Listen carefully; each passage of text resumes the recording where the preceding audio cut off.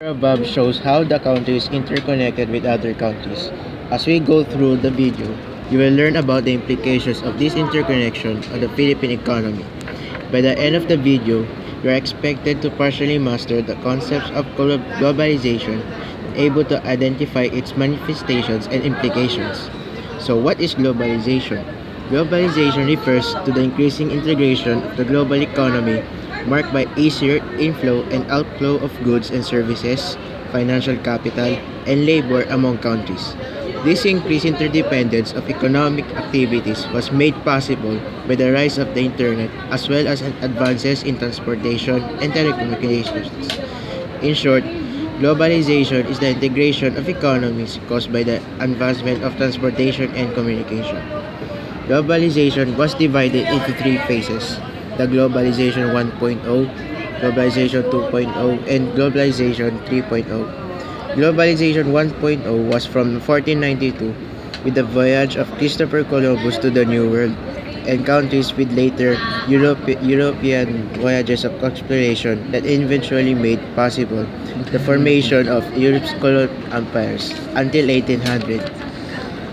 Globalization 2.0 started on 1800s to 2000 and it brought the world from medium to small because companies were going global. For example, the East India Trading Corporation. And lastly, the Globalization 3.0 changed the world from small to pea-size. This change was caused by individuals going global. The internet was a large part of how individuals communicate with one another. Thomas L. Friedman defines the 10 flatteners that he says as leveling the global playing field. The first is the collapse of the Berlin Wall, Netscape and the web, workflow software, uploading, outsourcing, offshoring, supply chaining, insourcing, informing, and the steroids. The three benefits of globalization are static benefit, dynamic benefit, and socio-political benefit. Static benefits refers to the decrease in the prices of goods, a decrease in the number of options in the market, as well as the elimination of tariffs. Dynamic benefits include access to modern technology and economies of scale, which is a phase of economy in which a proportionate saving in costs gained by an increased level of production. Lastly, social political benefit includes globalization of media in which it is a largely cultural product that has some influence on or connection to cultural attributes.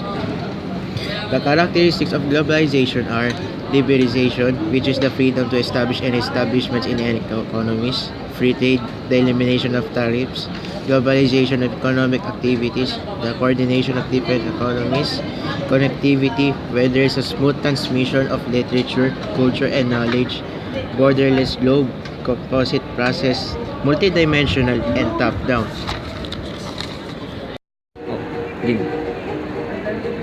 The manifestation of globalization refers to the various signs that clearly show the extent of globalization today.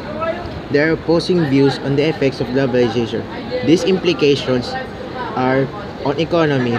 The growth of international trade is exacerbating income inequalities both between and within industrialized and less industrialized nations.